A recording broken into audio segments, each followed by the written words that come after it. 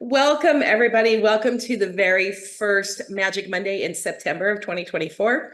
I'm Jen Cushman. I'm an empathic intuitive and a Huna Reiki energy practitioner. And then also I do neurolinguistic programming, mental emotional release, hypnotherapy, art therapy coaching. I don't know. If there's something out there that is fun to experiment with, I think I've done it. So anyway, so nice to see you guys. I don't know about you. If you guys want to talk to each other or if you want to let me know how your holiday weekend went, I would love to hear how you spent your holiday weekend. I spent mine exactly the way I want, which is my family. So my son came in with his girlfriend and we just had a really lovely time. We spent all of Friday together, Saturday. We ate great food, we cooked together, ate together, we were on the deck, we played cards, super fun. So I was in my happy place. So I'm wearing my Mountain Mama shirt. I know it's backwards, but that's what I'm doing is wearing my Mountain Mama shirt today because that is really how I spent the holiday is just being a mountain mama this weekend. So, okay. And as I really got to thinking about what to do for today's Magic Mondays, I was thinking about it a little bit on and off all weekend long. And last week's Magic Monday went really long. I don't know if you guys were here. I'm sure you were. I know Susan was here, Sherry, Carolyn, all that you guys were here. And it really got pretty deep. Hi, Lauren. I was thinking about you. So nice to be here. So I'm so glad you're here. So yeah, okay. So one of the things that I did is that I was thinking about it last week's Magic Mondays was pretty intense. I didn't mean for it to be so intense, but every once in a while, you guys know that I love to just really sink my teeth into a topic and really just explode kind of big picture with it. And then the reason for doing that is always to go big picture with a concept and then bring it down into the practical terms so that you can take this information and use it to create a calm, peaceful, centered, joyful, creative life for you. That's really my ultimate goal with everyone. My people, as you guys know, and I say this all the time, my people are really the creatives, the healers, and the feelers. So that's who I work with. Typically, I work with highly sensitive people and empaths. Why do I do that? Because I am one, and it has taken my entire life to learn the things I've learned. And I like to share it with you guys so you can hopefully learn it the easier way instead of the harder way that I've had to do most of my life. Okay. Now, art has been a big, big part of my life. It's been a big part of my life for the last 21 years where I've been teaching and making and doing art as a mixed media artist. And I love it. Since I opened Soul Star Magic, I haven't had as much time to do my art as I would have liked, and I'm still doing my teaching. So part of my goal is really to get back and really take one day for myself. It doesn't matter if it's a Saturday, Sunday, weekday, whatever it is. Well, Saturdays are work days always, maybe a Sunday, and really just get in and make art. So I did that this weekend. We made some dream catchers. I made the spirit pins that were on the little mini prayer flags that I stitch up and I put on my joyful oracle card deck. And it just feels so good to get back in there and do that. And then last year, you know that I opened up Soul Stirring Retreats in the south of France. And when I tell people that I'm the founder of Soul Stirring Retreats, I get so many questions. People are curious. It's like the factor goes in. I call it the lean in factor, right? I get a lot of lean in questions where people find it interesting, probably because it's the south of France, also because it's an unusual, different kind of job to be doing, right? So I get all of these questions and I've just been making a mental note from them. And I just want to share them with you today. And I want to give you guys just some really good information about retreats in general, just some really good insider information to answer some questions you have. I know that some of you may not be interested in the subject. And if it is, just hang back and chill. Know that I will do cards and I will pull cards and I will try to keep this kind of shorter today. I'm also going to talk about health and wellness retreats. I'm going to talk about transformational retreats. And of course, I'm going to talk about art retreats because those are the things I know very well. I'm not going to be talking about corporate retreats because I don't know them at all. I do not really do corporate work. I have corporate clients who are healers and feelers that really we never talk about the corporate part of it. We talk about personal growth and development. So I'm not going to be talking about corporate retreats. Okay. I am going to just kind of talk about, I guess in general. So it's really just going to be a general talk today. Okay. And it really is, I've got a little list. So you'll see me looking down. Okay. I'm looking down because it's on my phone right now. So I just want to have some things to keep me on track. So I'm not squirreling and going off track because there's so much to wrap around on this topic. Okay. So the first thing I want to tell you is, I've been thinking a lot about this and through everything else, because when you just normally do something all the time, you don't really think about it so much because it's just normal life for you, right? If you wake up and you brush your teeth on the left side of your mouth every day, and then you go over to the right side of your mouth, you don't think about how you brush your teeth. However, you go to a dentist might ask you, how are you brushing your teeth? And you have to break it down, okay? So I know that's a silly example, but it's one for the art retreats. And what it is when people say, oh, that's intriguing. What is soul stirring retreats? I was like, oh, that's interesting. What is intriguing? So what is intriguing about a retreat? Okay, any retreat. If you're scrolling through your social media, if you hear something, if you've heard me talk about soul stirring retreats, if you've seen stuff, what is it that is intriguing about a retreat? And I believe it's actually the nature of that word. It is retreat, right?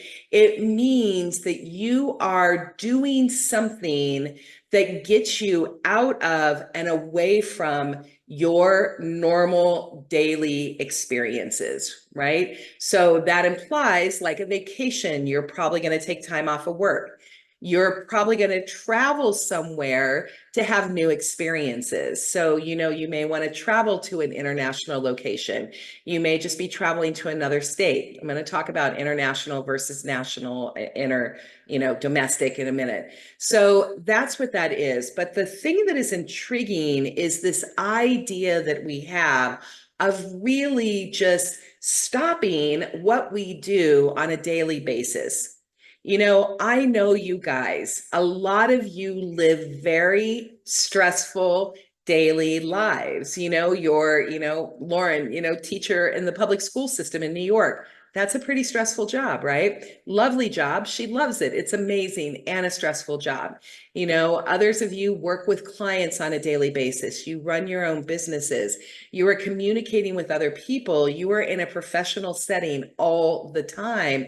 And those professional settings and those communications and problem solving skills and all the things you need to do causes stress in your life.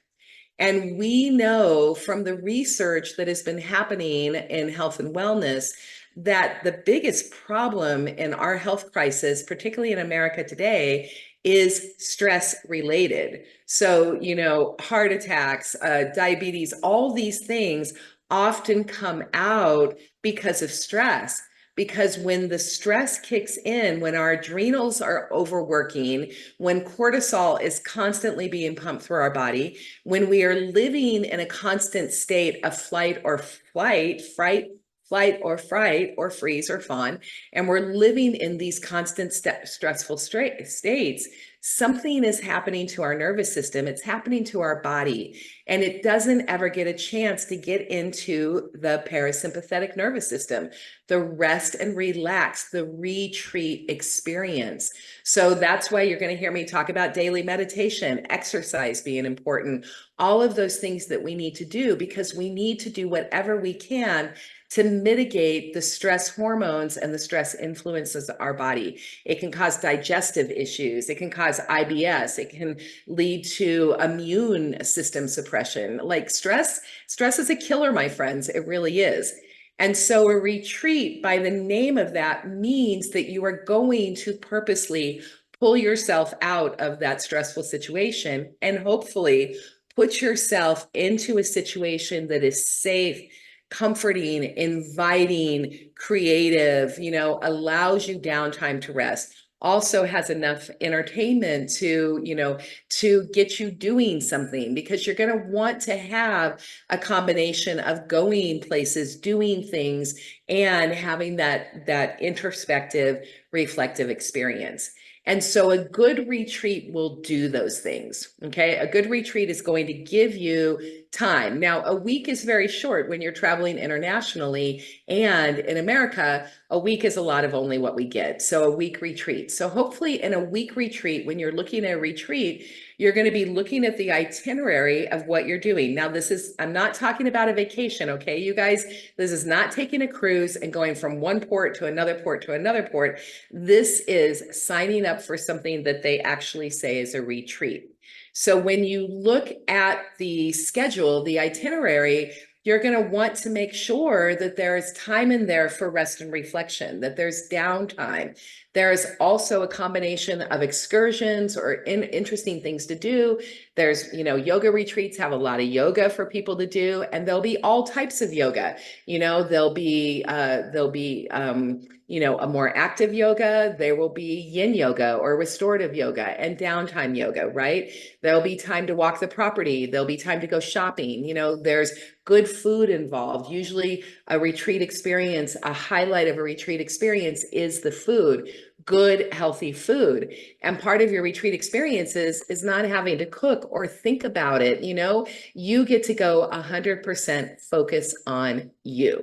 So that's what's intriguing about a retreat. Okay. Think about it. If you had 7 days to yourself, 7 days only to yourself, no kids, no boss, no job, no work, no partner, right? How would you want to spend those 7 days? This is a question you need to ask yourself. How would you want to spend those 7 days? Where do you want to go? What is intriguing to you? Is it a safe place? Is the organizer who's putting it on, the promoter that's putting it on, do they care about yourself, your health and safety, right? Are they doing steps for those things? That's all really important information. So those are things that you need to look at when you're looking at retreat experiences, okay? Now, here's the other thing I wanted to do. What is the difference? This is one thing I get a lot of, and it's kind of interesting to me question. What is the difference between a workshop and a retreat? Okay. It's actually a really great question. Workshops tend to be a 1-day thing. Okay. So you'll come in, or maybe 2 days if it's a longer workshop. So an instructor, a teacher, a coach, whatever it is, they're really going to come in. They have put together a workshop for you, something for you to learn. And typically workshops will go about 1 day or 2 days. Okay. Now, in the art retreats that I taught at for 20 years, right, these were done at hotels. So they were hotel-based art retreats. Instructors, about a year in advance, we would work with the promoter. We would get in our descriptions. We would put in our classes. We would take all the photos. We would do our marketing. We would hand it hand in hand with the promoter or the workshop organizer. The workshop promoter's job was to get the place. Okay, that was what they did, and get the information out, pay for everything, get everything in place so that when we gather, we all have a place to gather. Okay, so that is really, so at those art retreats I taught at, so like the Art is Used or the Art Unraveled, Art and Soul, there was a promoter or an organizer's job, Craft NAFTA, an organizer's job, which was to organize these things. And then as art instructors, we would apply to be able to teach. Okay. And we would do workshops at an art retreat. That's the way that works. So I would teach 1-day workshops. A couple of times I would teach 2-day workshops. Some of them would teach 3-day workshops. I can tell you that at the art retreats, the ones that did the best were the 1-day workshops, because it was usually me with 30, 40 other instructors. And if people were coming, they wanted a taste of everything. They wanted to take the workshops that interested them. Okay. So they didn't want to spend 3 days with me per se. They wanted to spend a day with me and a day with another instructor and a day with another instructor. So that's the difference between a retreat and a workshop. Okay. So now some retreats will have multiple instructors that are going on. They will share it. So multiple coaches in health and wellness, multiple co-instructors. And usually when that happens, each person is going to take their piece of a workshop. So they'll still workshop it. You'll be working with that person's area of expertise. You'll be going there and you'll be workshopping with them, and then workshopping with somebody else, and workshopping with somebody else. in the confines of a retreat. Okay, does everybody understand that? I know it's really interesting because, it's an interesting question because to me, it's very simple because I live it, but actually for that. So it's important for you when you're looking for retreats. Is this a retreat? Are these workshops within a retreat? And it's important for you to know what you're looking for. So, hi, Rita. It's so nice to see you. Okay. So, good thing for you to come on. And Carolyn says, love those art workshop vacations. And they are. So, I love that you say that, Carolyn. That's an awesome thing. It is a vacation. For a lot of people, they spend their vacation time going to an art retreat. Now, here's the thing I want to tell you. Those kind of art retreats have been declining over the years. And it really directly correlates with online education. So the more that we were able to get to go online, the more individual instructors were creating their own online classes and building their own work, their own live streams, their own Zooms, their own communities. Like there was a Ning community a long time ago, all these different communities, the less that they needed to go travel to the art retreats. And so the less the instructors would show up, the less the students would show up. So it was very interesting how the art retreats were they've been kind of on a downward slide as the internet online education has come up. Okay. Now, the thing that is really, really cool is that, and I hate to say this because I don't like to say the pandemic was cool in any way, because there was so much that happened during the pandemic that was not fun. And there was a lot of good things that came out of the pandemic because we needed to pivot. We needed to do things in a whole new way. And the pandemic is really what made it that we had to change. So one of the things that happened during the pandemic, right? We all know this, lockdown occurred. And so a lot of people, we had to go online, white collar professionals, artists, health and wellness coaches, we had to go online with our work. Or we had to completely do a pandemic pivot and change businesses, which I did. I did the pandemic pivot and I opened Soulstar Magic because it was go time to put the intuitive skills and the people helping skills into place.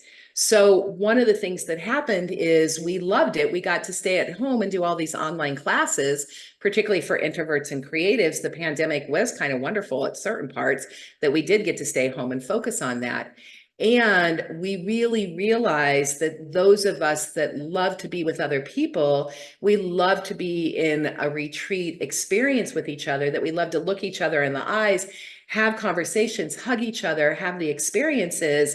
We realized how much these retreats actually fed our souls, right? Online is fine. It is amazing. I love that I can have my clients all over the country and I can do this amazing healing release work with them, energetic emotional releases, and they can have deep, deep, deep healing while they're there and I'm here. And when, a lot of my clients who want to do breakthrough sessions, they will still get on a plane, drive to me in my little teeny tiny mountain town because they want the in-person experience of feeling the energy with me and being in person in a very safe space where they can just be themselves, right? So that's the thing to do, okay? And as Carolyn just says, I miss the in-person experience that virtual can't replace. It's harder to deal with the expenses and the challenge of travel. Thank you, Carolyn. That is the exact thing I want to go into, okay? So one of the things about retreats, people want to ask me all the time, they're like, when they ask how much soul stirring retreats are in the south of France, and then I tell them, it's like, ooh, it can be a bit of an investment for a week at a time, because the retreats at Soul Stirring Retreats are $34.95 for the week. Now that includes instruction, it includes room and board, it includes the food, most of it. We do eat out lunches and one dinner, a couple, not all lunches, a couple lunches and one dinner out for the experience, right? So it's to get out of the house and really have that experience of being able to go out and have fun. And it's an all-inclusive kind of retreat other than that. And it's expensive. And the reason why retreats are expensive, you guys, is because it is just like buying a house, right? So if you were a retreat organizer, which I am, right? And I was, where I did this on my own, in addition to teaching at these other retreats with other organizers and promoters, one of the things is it's just like buying a house, which is location, location, location. So as you know, when you're out trying to do travel, if you want to go do an Airbnb and you want to go to Sedona, or you want to go to New York City, or you want to go to Los Angeles, places in Southern California, you want to go to Big Sur, California, you want to go to these beautiful places that are gorgeous, that your soul is like, I'm going to go take this retreat. I want to go someplace beautiful. Those places cost money, and a lot of money. So, to get an Airbnb, to get a place to be able to do it, a hotel or a retreat centers, it costs quite a bit of money on the promoter's part to be able to put it together. So one of the things that happens is larger companies that just solely focus on retreat, they usually will have a retreat planner. They will have a person that is really just the numbers person. Okay. So that person's job is to contact the hotel. The hotels will require, so in order to get meeting space, in order to use the hotel's amenities, you must be guaranteed to sell a number of block of rooms, because they want to sell the rooms, they want to sell the hotel. So you are required as a promoter to take this block of hotels, and you're required to put them out there and have them sold out in order to be able to use the facilities and to be able to use the rooms and the other stuff. And those contracts, they are hefty. You have to put out, a deposit of 50 to 70% upfront to be able to do that. And they're non-money back, so they're not guaranteed. So when you're a promoter and organizer, you really have to believe in what you're doing, and you have to know that you are really offering something of really quality and very service. And you have to have a passion into it, because you're sticking a lot of money upfront. And then that money will come in. And like any independent business, nothing is guaranteed. Okay. So usually they start with that. And then what is the cost of the facility?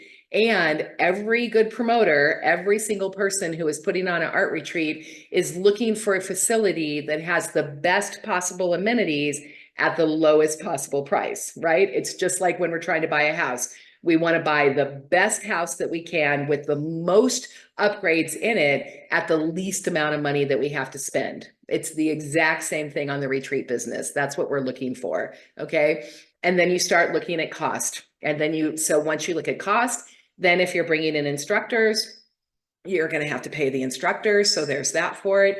And then there also is, all of the other things you're going to do. If you're going to offer swag, are you going to get that donated? Do you have those kind of, do you have those kind of resources with manufacturers and other stuff to help them bring in for promotion?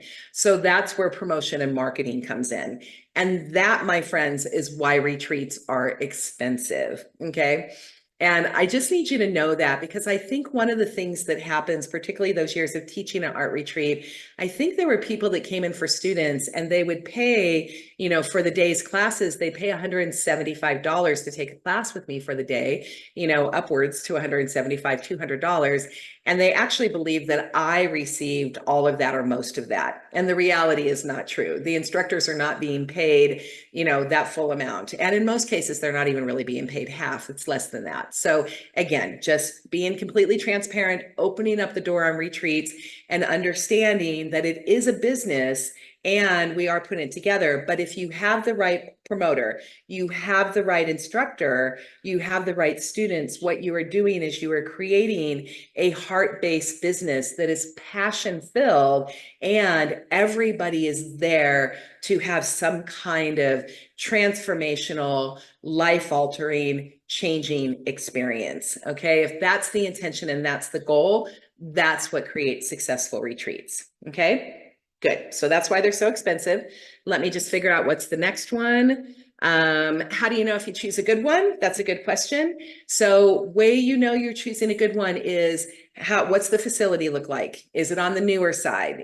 Are they transparent? Is the promoter, the person who put it on, are they transparent about what you're getting? You need to but you should expect clean sheets. You should expect a clean, sanitized place, particularly in the post-COVID era. It was important before, but it's especially important now. You should know what you're getting into, and you should be able to have access to somebody at all times. So if people are not responding to your emails right away, even if they're saying, I'm busy, I will get back to you as soon as I can because I'm doing this, that's a red flag. So if any red flags come up, they should be willing to hop on a Zoom with you. If there's an instructor involved, they should know you and be willing to reach out for you and make sure that you're a really good fit. So that's really important, is to really do your due diligence, particularly because most of you guys, if you're looking at retreats right now, you're finding them online. And just like in Airbnb, you can have pretty pictures on there and you can show up in person.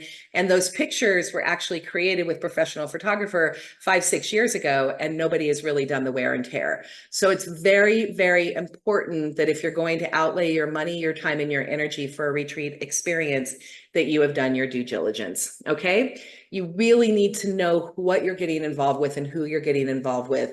And I'm telling you, here's another thing. I need to know what their values are. You guys know, for me, it's really important. So that when I started Soul Stirring Retreats, love is my number one value. Freedom is my number two value. Integrity is up there. Creativity, right? Integrity, communication. These are all my values. So I live these values every single day, and I use these values and live them when I do my business as an entrepreneur, right? I am an entrepreneur. Greg and I are doing Soul Stirring Retreats together, and he's handling the finances and the spreadsheet. See, that's how I feel about him. Spreadsheet. He's handling all that left brain stuff, because I like to focus on the creative part. So anyway, okay. And then the last thing I just want to tell you about him is, what red flags should you look for? Oh, and the last thing I really want to tell you, which I think is super important, okay? How do you know when you're looking at a possible retreat? There's going to be 3 responses. You're either going to get a gut no that says, this is not for me, not where I want to go, not the people I want to do, don't vibe with that person, out of my price range, any of those kind of things. You may get a gut no. And if you get a gut no, that's great. Now, if you have actually sent the promoter, the organizer, an email asking for information, and you get the gut no, in order to be compassionate and kind, really a great thing to do is to just write it back and say, thank you so much for the information. I really appreciate it. I don't believe I'm going to be able to do this right now. And then if you're if you're interested in future stuff, say, keep me on your newsletter. I would love to know more about future events. Or if you just don't like the person, you can just say, thank you so much. Please remove me from the list. It doesn't matter. A no is a complete sentence, but it's really nice for a promoter and an organizer, particularly someone like myself, who's doing this on my own with the help of a family business. It's great for me to know if you're flat out interested, not if it's a maybe or if it's a yes, because that helps me prepare and move on. Okay. So don't be afraid to say no. That's what I'm just telling you. No is a complete sentence. That's with retreats, anything in life. It's a complete sentence. Okay. And then if you get a maybe, check in with yourself. What's the maybe about? Is it just the money? Is it just the cost? Is it the time? Is that I don't really want to do this alone? I want to check with my best friend. Like, what's the maybe? And if there's a maybe, ask the promoter if you can jump online with a Zoom call. Write your questions down, jump on, and don't be afraid to ask for somebody's time, particularly if it's an international retreat or it's to a designation like, again, very popular destinations, Hawaii, Sedona, New York City, these really popular destinations that have the higher price point tag. Don't be afraid to hop on a Zoom with them and ask what's going on. I appreciate transparency. It goes in with, if I know what you want, I can answer your questions, right? And if you're not a good fit and I'm not a good fit, it's just not going to work. And we need to know that up front. It's just so much better. You don't want to be miserable. I don't want to be miserable. Okay. So that's a thing. And then the other thing is, if it's a yes, like if you get a full body tingle and it's a yes, and it's a hell yes, right? I want to do it, then all I can tell you is don't delay. If there's any fear over the money or the logistics or anything like that, but you know in the back of your mind, you can afford it. I mean, it may be a money stretch or it may be a time stretch or whatever, but you know you can do it, but you are getting a full body tingle, talk to you. This is what I need to do. This is it. Just jump on it. Feel the fear and do it anyway. Trust the whispers of your soul or the screams of your soul or the loud of your soul and do it, because these experiences for the money that you outlay can be life changing. They can be transformational. I have seen it. I have witnessed it. I've facilitated. And as a retreat goer, I have experienced it. And I have never regretted the amount of money I have spent on one of those life altering retreats, because the personal growth and development that I received from it was better than anything that I could have bought with that money. You know what I mean? I don't care, you know, a down payment on a car, a down payment or something. If I have the disposable income, and I would rather put it into my personal growth and development, my transformation, than onto a thing. But that's my value. Okay. So if you get a hell yes, jump in, pay the deposit. If it's non-refundable, pay it. It's non-refundable for a reason. You know, soul stirring retreats are non-refundable deposits. Why? They have to be, because the venue that I'm doing them at in the south of France is so small that if I lose one or two people, it really can make a difference in my ability to be able to put on a great retreat. So I need the non-refundable deposit. I need my people to have skin in the game. I have skin in the game. I need my people to have skin in the game. Okay. Okay. So that's awesome. Okay. So that's great. Oh my gosh. Hi, Brandy. Okay, you guys, I think I'm moving to everything. I'll just move it on to this and I'll do this. How to choose a good one, red flags, why they cost so much, hell yes. And then of course, the difference between domestic and international is really, you got to get on a plane. Okay. And that can be a big deal for some people, particularly women traveling along alone. If you haven't done a lot of international travel, if you're doing international travel, it's very, very, very important to work with a good promoter. Okay. Somebody that cares, somebody that helps you, somebody will walk you through, somebody that will look up, you know, on smaller retreats, will look up air potential for you. So it's important if you're doing international. It's really important to get insurance if you're doing international, because, you know, flights get delayed because there's just so many more moving parts. And then domestic, easier to get to for sure. And depending on where the location of the retreats are, domestic retreats can be just as expensive as an international retreat. And again, I've talked to you why about that. Okay. Okay, you guys, that's really all I wanted to say. I appreciate you taking the time listening to this.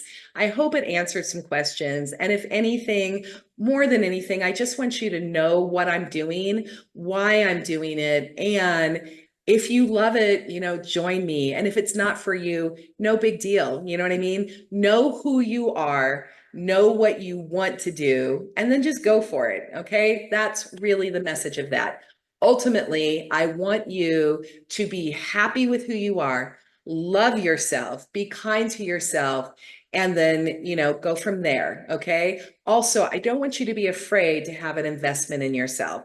If you ever have any of that with money, there's a difference between not having the money and having to live every daily life, and really having the money and having some emotional baggage about investing in yourself that could just come from family stuff and from past things that says, I'm not worth it. And if this is a worthy issue, let me bust that right out and get that away for you, because you know what? That's one of the quickest things that we can get rid of and we can get taken care of. So you can realign yourself to be exactly who you want to be, do exactly what you want to do, and have what you want to do, and have the things you want to have.